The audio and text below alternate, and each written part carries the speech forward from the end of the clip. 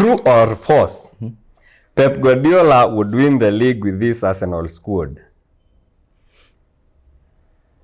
Huh.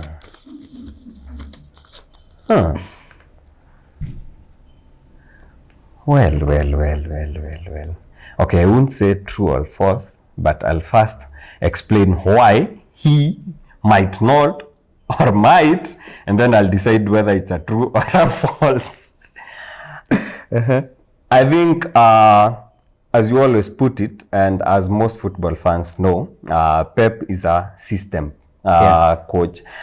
He has to have a certain set of players, a certain set type of play, certain players to play a certain style.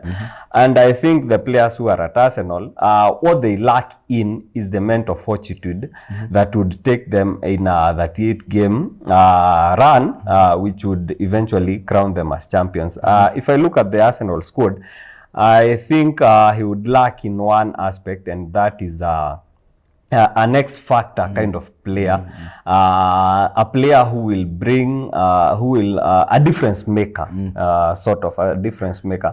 When the games are tight, when you're playing against Real Madrid in the Champions League in the semi-final, the game is 1-1 or maybe the game is 2-2, and you need that player who will settle that game and make it a win for his respective team. I don't see if Arsenal has that kind of player.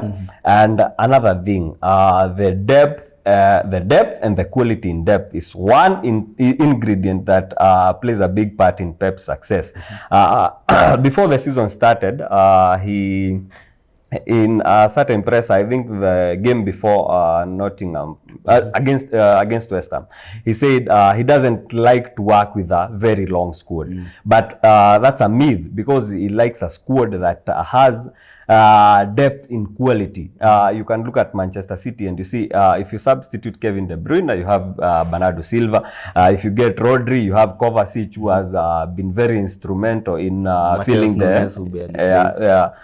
you look at Diaz, you have Stones. At Arsenal, I don't think you have those kind of players, because take for example, if Saka is injured or his form has dipped, then who do you bring? I don't think you have a player who will suit the same. You've been playing Kai Havertz as a lone center forward, or maybe the position is playing. If you take Kai Havertz out of the Arsenal team, maybe he's injured or his form has dipped. Do you have the same quality in the depth? No, you don't. So in that statement, I think Pep Guardiola would struggle to win the league with the current Arsenal squad. I actually think most of the players he has are suited to playing his style of play, which that means if he's adapting, he wouldn't take long to adapt at Arsenal. But like you said, we lack a difference maker, and our depth isn't of the required standard, especially if some players get injured, which happens on most occasions and things like that.